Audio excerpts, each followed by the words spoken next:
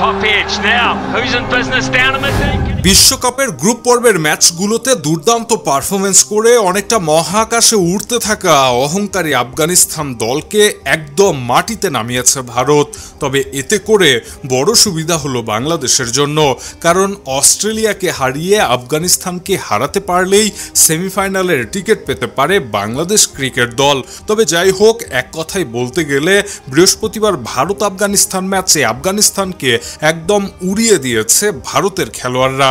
অথচ এই ম্যাচের আগে অনেকটা বলে কয়েই হুমকি দিয়ে রেখেছিল আফগানিস্তান যে তারা ভারতকে হারিয়ে দিতে চায়। তবে ম্যাচ শেষে দেখা গেল রশিদ খানের সেই সব ফাঁকা বুলি কাজে লাগেনি, বরং উল্টো বড় ব্যবধানে হেরে বিশ্বকাপের সুপার 8-এ এসে মহাবিপাকেই পড়ে গেল আফগানিস্তান ক্রিকেট দল।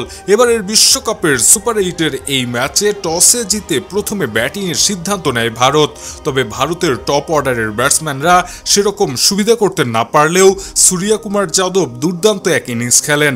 মাত্র 28 বলে 53 রান করেন তিনি। এর ফলে নির্ধারিত 20 ওভারে 181 রানের বড় সংগ্রহ পায় ভারত ক্রিকেট দল। পরবর্তীতে দ্বিতীয় ইনিংসে ব্যাটিং করতে এসে শুরুতেই ধসে পড়ে আফগানিস্তানের ইনিংস এবং ভারতের বোলাররা নিয়মিত বিরতিতে উইকেট তুলে নিতে থাকলে সর্বশেষ নির্ধারিত 20 ওভারে 10 উইকেট হারিয়ে 134 রান তুলতে সক্ষম হয় আফগানিস্তানের ব্যাটসম্যানরা। এর ফলে বড় ব্যবধানে হেরে যায় আফগানিস্তান ক্রিকেট দল এবং এই হারের ফলে সুপার 8-এর গ্রুপ 1-এর একদম তলানিতে চলে গেছে আফগানিস্তান ক্রিকেট দল। এই বিশ্বকাপের সেমিফাইনালে খেলতে হলে তাদের পরবর্তী 2টা ম্যাচে তো জিততেই হবে, বরং অনেক বড় ব্যবধানে জিততে হবে আফগান ক্রিকেট দলকে।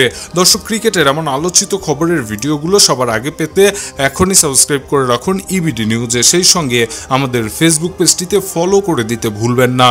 কথা হবে পরবর্তী ভিডিওতে, সে পর্যন্ত ভালো থাকবেন। ধন্যবাদ।